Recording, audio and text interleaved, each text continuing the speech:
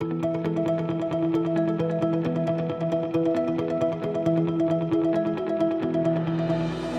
and welcome to Lead Forensics Focus, elevating your marketing and sales success. Educational insights brought to you by marketing and sales leaders. It doesn't matter how good your product is or how hard you push.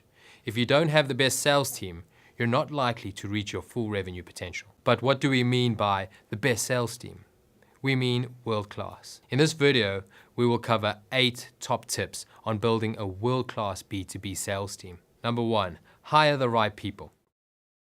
Whether you're starting from scratch or looking to bring some new blood to your existing team, having the right people on board is crucial. It's likely that you get tons of applicants for entry-level sales positions, as everyone thinks, I can do that, but they couldn't be more wrong. If you want a world-class B2B sales team, you need to build it with the very best talent. So try these in your next interview. Ask yourself, can I coach this person? If they're untrainable, they're not right. Confidence is key, but so is the ability to learn and grow. If they already think they're great at it, they'll never be world-class. Do a role-play sales phone call. This is a given, but we often know it as, sell me this pen. They're expecting this, so change it to a phone call role-play, where they still must sell you the pen, but you see how they introduce themselves, how they come across, and how they dig for a personal connection, as well as a business one. Good salespeople can do more than just sell.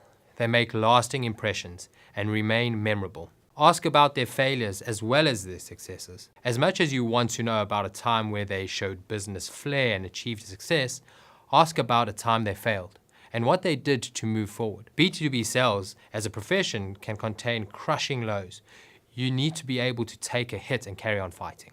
Number 2, encourage diversity. Your sales pipeline will be full of different business leads, so you need a diverse sales team ready to combat that. If you have a sales team full of one personality type, you run the risk of isolating your buyers and all making similar mistakes. Balance your team with extroverts, introverts, and ambiverts, and encourage them to share techniques. You'll see your team become well-versed in interacting with all types of personalities and closing more sales doing it.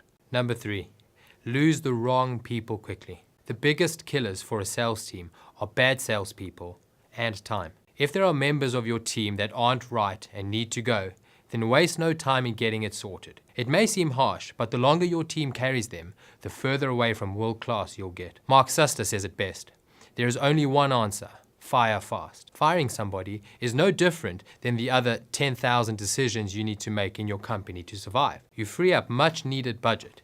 You free up the organization chart to bring in new blood. Almost universally, your staff will come out of the woodwork and say, thank you, he needed to go. When people aren't pulling their weight, your team are aware of it, and they'll be grateful to work in an organization where they're valued and slackers aren't. Number 4, train your team thoroughly. A world-class sales team needs a strong and sturdy foundation, without which it'll be likely to fall and break. This foundation is built in the training of your team. So get them all together and do it properly. It's not just a matter of doing a few role plays, call shadowing. It needs to be deeper. Instill a sense of passion and ownership in your sales team, whereby they actively read about the sales process. They're on top of current affairs and they're like a sponge, always absorbing information that can help them learn. Encourage them to present weekly for about 5 to 10 minutes about something they read about that week and that inspired them or taught them something new.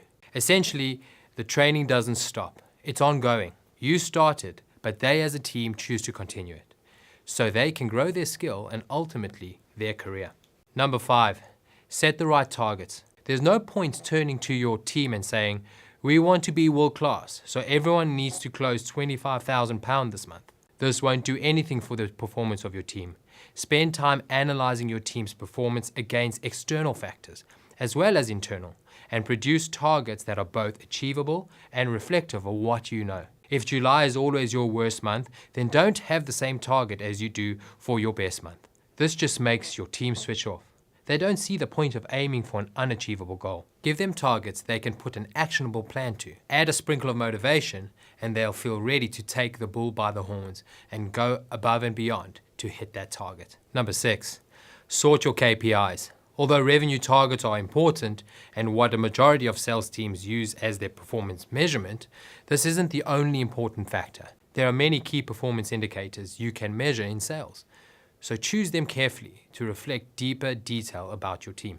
Number 7, communicate. This seems like another obvious one, but we're often scared to communicate too often, at the fear of seeming like a pushy manager. This is not the case. To manage an excellent team, you need to communicate often and always keep the door open. Send daily catch-up emails, have morning and evening huddles, weekly one-to-ones, monthly team roundups, whatever you need. This does several things. It keeps transparency in the group. Everyone knows where they stand all the time. It's motivating. Nothing gets you more pumped up in the morning than some team spirit. And it shows that you care. Your team will want to do you proud and bring you the results you need. If you show them that you want to invest time in their career and that you have a genuine desire to see them reach success. Number 8, be a team. This is crucial. You want to be a world-class team? The clue is in the title. Friendly competition gets the blood pumping, but you need to be working as a unit towards an overall common goal. Put time aside to bond in work and out of work. Get everyone on the same page. Some people don't find teamwork comes naturally to them, so help them see how easy it can be. Try setting up a reward system that can only be utilized if the team reach target. Celebrate team players and always keep a forum open to share. Whether in person or online, find a platform that allows everyone to pitch in thoughts and feelings, where there is no negative behavior. This returns to communication. It's key to a happy team, and a happy team makes more sales. I hope you found this video helpful and you feel ready to develop your sales strategy into a plan for success. If you have any questions, please feel free to comment below and one of our expert team will get back to you. Please give this video a thumbs up, comment below and share. Also, don't forget to follow us on all social platforms @LeadForensics. Follow the links below. See you next time.